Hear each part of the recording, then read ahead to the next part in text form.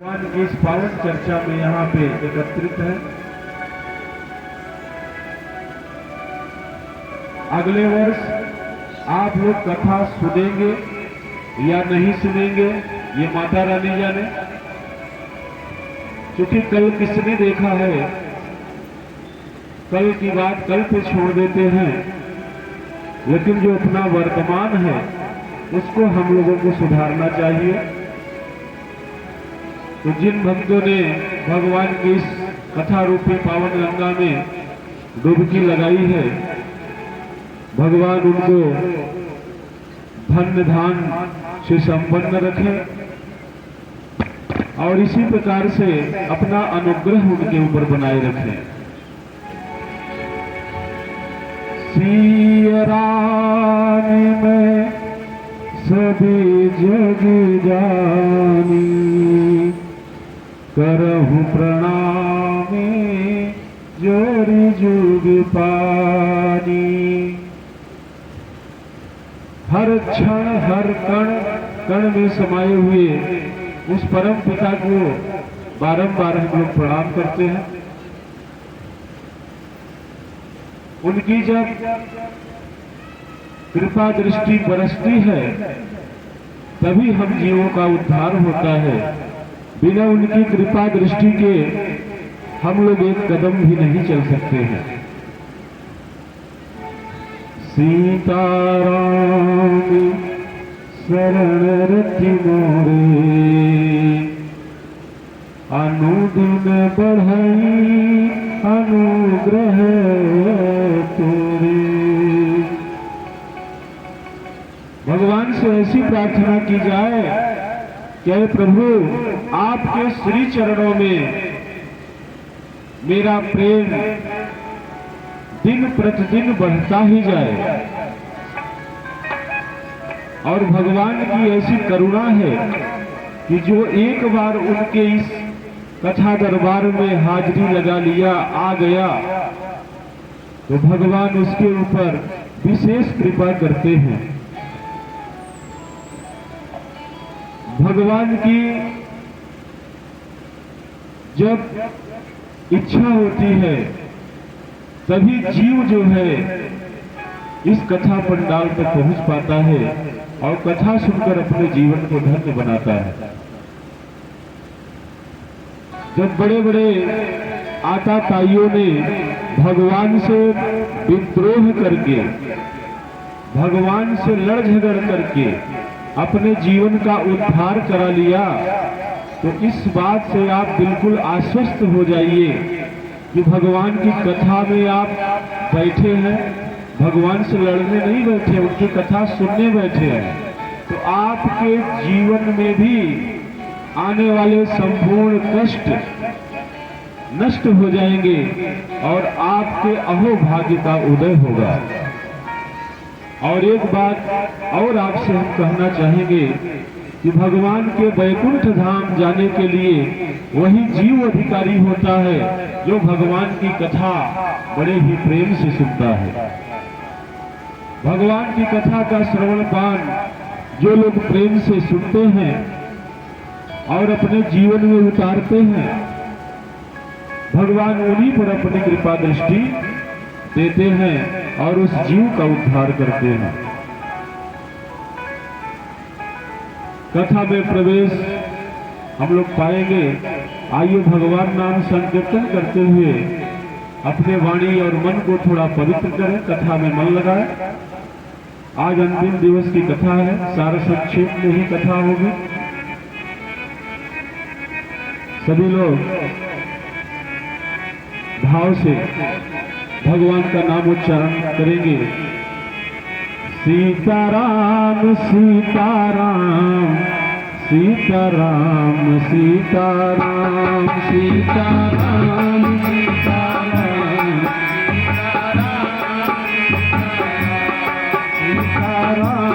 सीताराम सीताराम सीताराम सीताराम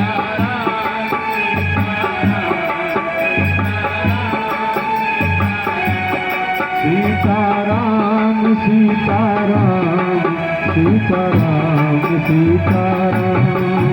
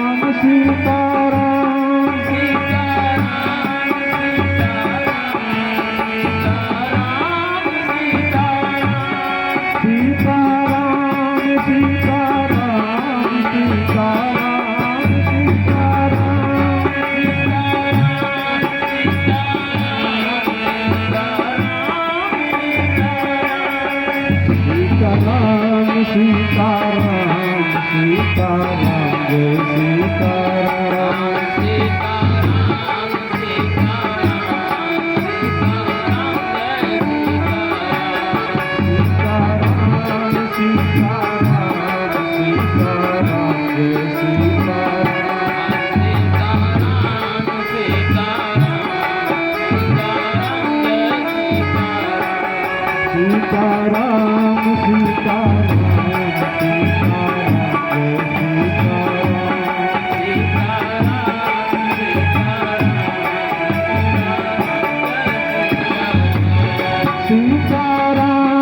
सीताराम सीताराम सीताराम सीताराम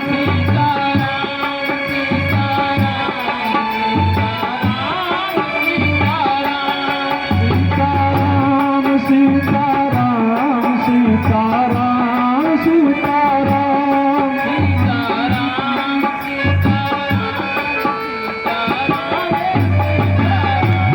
बोलो राम राम राम बोलो राम राम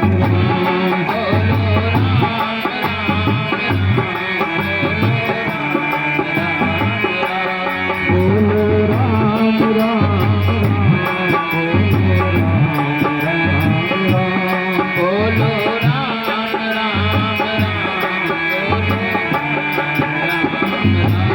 बोलो सीताराम सीताराम राम राम राम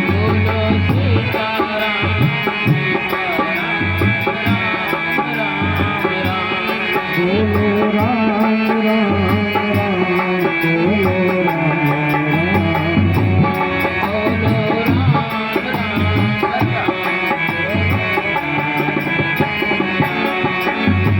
बोलिए राघवेंद्र सरकार की जय।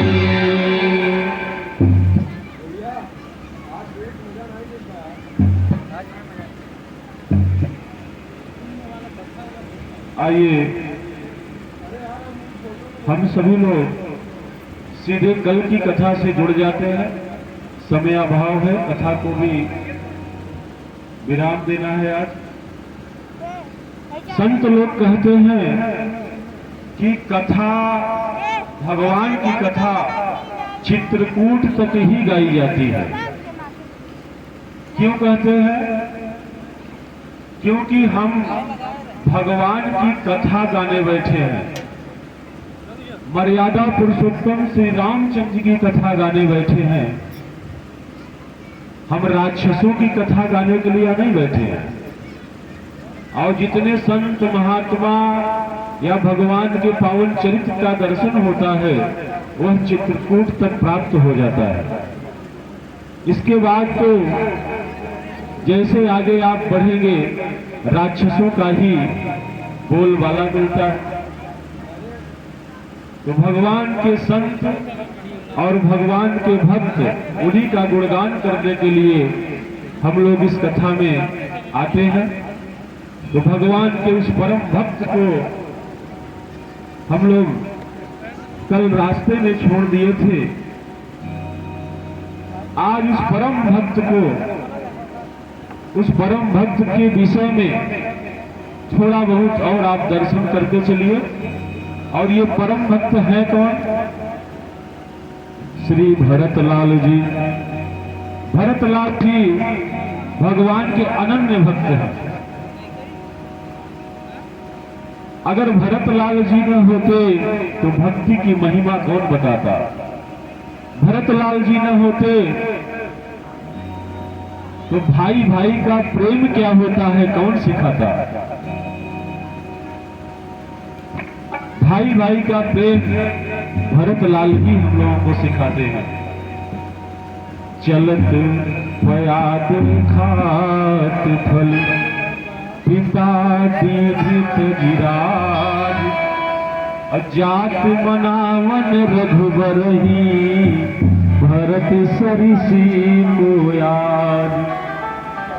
भगवान राम को मनाने के लिए भरत जी अयोध्या से चल दिए हैं। आपको बताएं, जिस समय निषाद राज जी ने भरतलाल जी को देखा, भरतलाल जी अकेले नहीं थे, पूरा अयोध्या का समाज उनके साथ था। चतुरंगिनी सेना भी थी। तो निषाद राज को लगा कि लगता है भरतलाल जी का जी अभी भरा नहीं है। भगवान को मारने के निमित्त से ये उनके पीछे पीछे जा रहे हैं। लेकिन जैसे ही निषाद राज को भरतलाल जी देखते हैं, अपने रथ से नीचे उतर जाते हैं और निषाद राज को जाकर गले से लगा लेते हैं। गले से क्यों लगाए? मानो भरतलाल जी ये कहना चाहते हैं, निषाद राज तुम भैया के मित्र हो, सखा हो, और भैया ने तुम्हें गले लगाया है तो मैं तुम्हारे गले लगूंगा तो मुझे ऐसा महसूस होगा कि मैं भैया राम के गले लग रहा हूं। भैया का मित्र मेरा भी भैया हुआ तो मैं आपके गले नहीं, आपके रूप में मैं भैया राम के गले लग रहा हूं।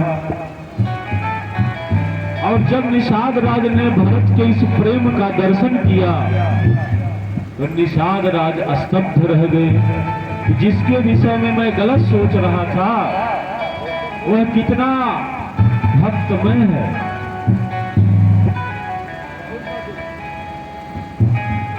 आगे निषाद राज से मिलते हुए भरतलाल जी प्रयागराज पहुंचते हैं। अब प्रयागराज में मां गंगा के पावन तट पर पहुंचकर सबसे पहले स्नान करते हैं। स्नान करने के बाद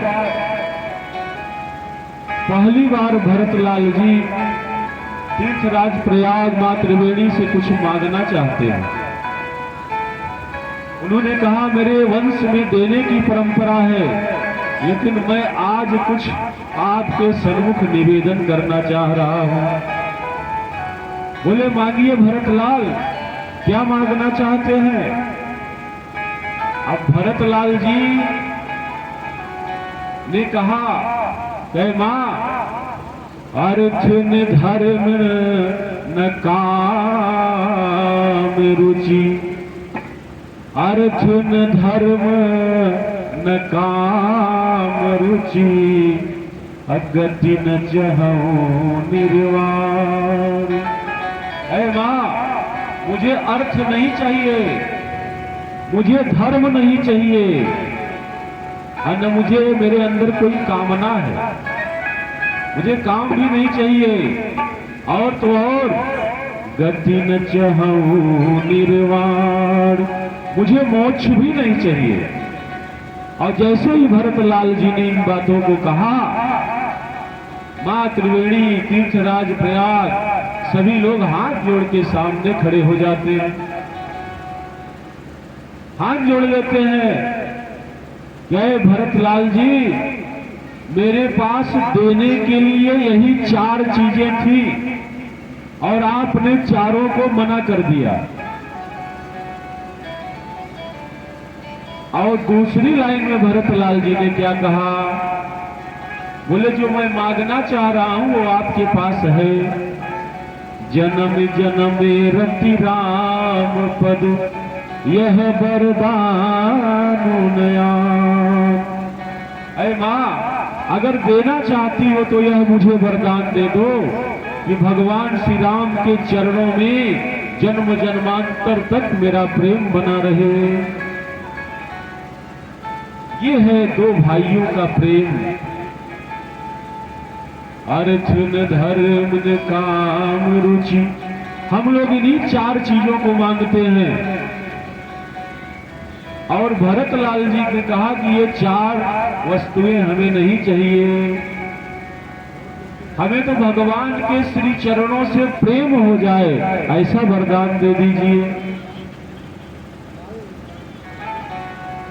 मां त्रिवेणी तीर्थराज प्रयाग भरतलाल जी के दर्शन पाकर धन्य हुए। बोले धन्य है हम और हमारा भाग्य कि आज भगवान के वन गमन के बाद आपका दर्शन प्राप्त हुआ। भगवान श्री रामचंद्र जी से ज्यादा भरतलाल जी का आदर सत्कार वहां होता है। जानहु रामी कुटिल हरि मोही, अलोग कहूँ गुरु साहि विद्रोही।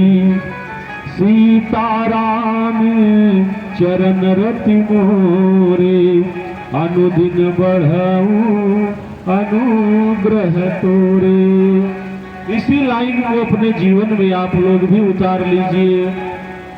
सीताराम चरण रति मोरे।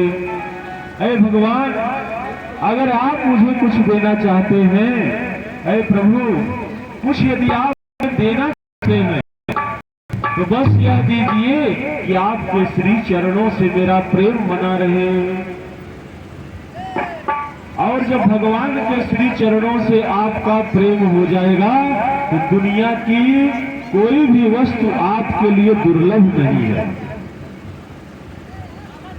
अर्थ चाहिए न मुझे काम चाहिए, मुझे बस कौशल्या के राम चाहिए। भरतलाल जी मानो ये कहना चाहते हैं कि अर्थ चाहिए धर्म काम चाहिए, अब मुझे बस कौशल्या के राम चाहिए। जिस दिन आप लोग भी भगवान को मांग लेंगे, आप लोग पूर्व में दर्शन करिएगा। मनु और शत्रुपा भगवान से कुछ नहीं मांगे बल्कि भगवान को ही मांग लिए थे। और भगवान को मांगने का प्रभाव देखिए कि आज उनके जीवन में किसी प्रकार की कमी नहीं है।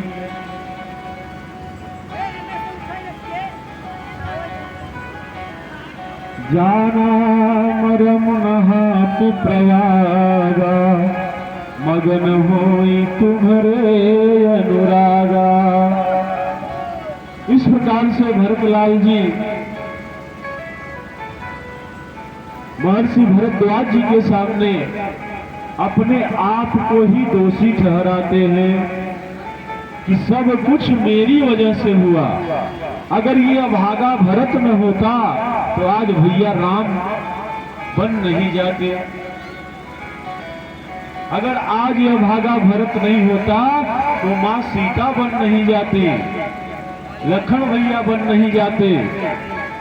तो सबसे ज्यादा दोषी तो मैं ही हूं। भरद्वाज जी कहते हैं तात गलानी करहु जिय जाए, डरहु दरिद्र ही पार सुपाए। सुनौ भरत हम झूठ न कहई, उदासीन तापस बन रही। सब साधन करी सुफल सुहावा, लखन राम सिय दर्शन पावा। भरद्वाज जी ने एक बात और सोची कि ये राजकुमार है अयोध्या के, तो जैसा देवता होता है वैसी उसकी पूजा होती है। राजकुमार है तो इनकी भी आओ भक्ति सेवा सत्कार राजकुमार जैसा होना चाहिए।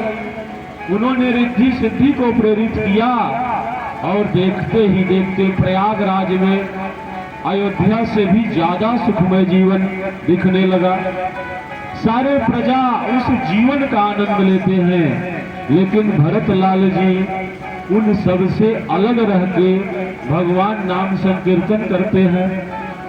कहने का तात्पर्य है इतना सुख पाने के बाद भी भैया भरतलाल भगवान के नाम संकीर्तन में ही लगे हैं, क्योंकि जो सुख भगवान के नाम संकीर्तन में है वह कहीं और नहीं मिलता है।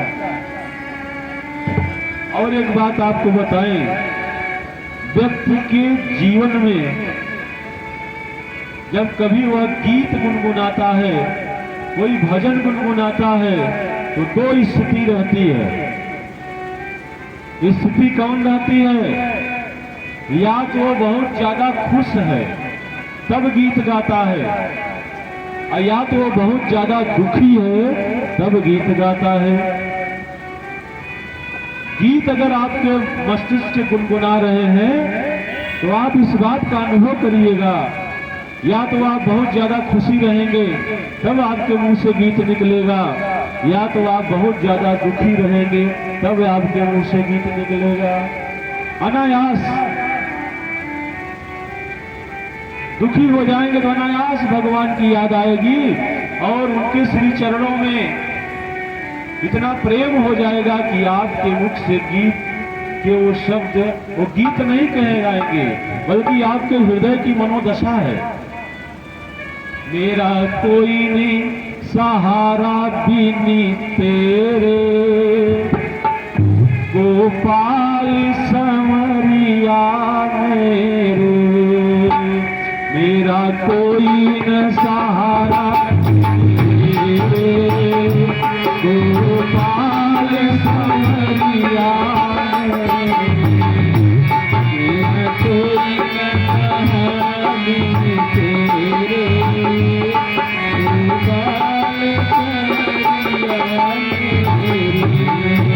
मेरा कोई नहीं सहारा बिनी तेरे, गोपाल संवरिया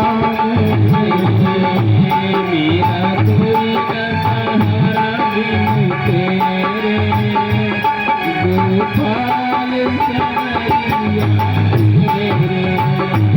मेरा कोई नहीं सहारा बिनी तेरे, गोपाल संवरिया मेरे। कोई न सहारा बिनी तेरे, गोपाल संवरिया मेरे।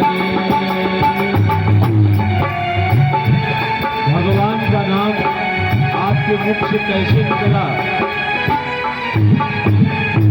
कैसे ये शब्द आपके मुंह से निकले? जब आप दुखी हो गए, संसार वालों ने आपका साथ छोड़ दिया, तब आप भगवान के श्री चरणों की ओर मुड़े। जब तक आपको लग रहा था कि नहीं, मैं इस कार्य को कर सकता हूं, मेरा इतना बड़ा परिवार है, इस कार्य को कर सकता है। और जब आपका स्वयं का बल आपका साथ छोड़ दिया, आपके परिवार कुटुंबजन आपका साथ छोड़ दिए, और तब भगवान के श्री चरणों की याद आई और तब आपके मुंह से ये शब्द निकले। कितना आर्त भाव है। मेरा कोई न सहारा बिनी तेरे। इसमें भक्त की आर्तता नजर आती है। और आपको बताएं, अगर पूर्ण भाव से इस गीत की एक लाइन गा दी जाए ना, आपके आंखों से आंसू छलक जाएंगे पूरे भाव से। और जब आंसू छलक जाए ये गीत गाते हुए, आप समझ लेना कि आपका पूरा मनोवेग भगवान के श्री चरणों में लग गया है। भरतलाल जी भी भगवान के विरह वेदना में बहुत ही दुखी है। अपने को दोषी ठहराए, भरद्वाज जी के समझाने पे समझे और फिर आगे चल देते हैं। आगे जब जंगल में रहने वाले कोल भील जब उनको देखते हैं, आदिवासी समाज के लोग जो जंगल में रहते थे, जब उनको देखते हैं, छोटे छोटे बच्चे थे, वो दौड़ दौड़ के गए और अपने माता पिता से कहते हैं कि जो अभी कुछ दिन पहले आए थे, वो दोनों लोग आज फिर आए हैं। वैसे ही श्री भरतलाल और शत्रुघ्नलाल राम और लक्ष्मण जैसे ही दिखते थे। तो किसी ने कहा नहीं, वो लोग नहीं है, दूसरे हैं। बोले नहीं, बिल्कुल वैसे ही लगते हैं। बोले नहीं, दूसरे हैं, क्योंकि जो पहले गए थे वो प्रसन्न चित्त थे और जो अब जा रहे हैं ये दुखी हैं। कितना अंतर है। जो पहले गए थे वो प्रसन्न थे और जो अब जा रहे हैं वह दुखी है। इस प्रकार से लोग आपस में विचार करते हैं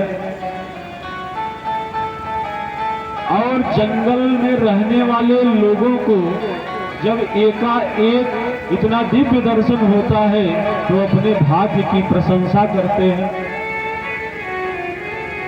भायपी भगति भरतिया चरणों कहत सुनते दुखी दूषण हरणो। भरतलाल और भैया राम के प्रेम के विषय में जो कहता है, जो सुनता है, दोनों के कष्ट दूर हो जाते हैं। इतना भावपूर्ण पक्ष यहाँ पे है कि कहत सुनते दुखी दोषन हरणो। जो किछु कहवी थोर सखी सोई राम बंधु असी काहे न होई। ऐ सखी, जो मैं कहूंगी वो कम पड़ेगा। अरे राम का भाई ऐसा क्यों न हो? जब राम इतने बड़े दिव्य आत्मा हैं तो उनके भाई भरतलाल जी क्यों नहीं होंगे?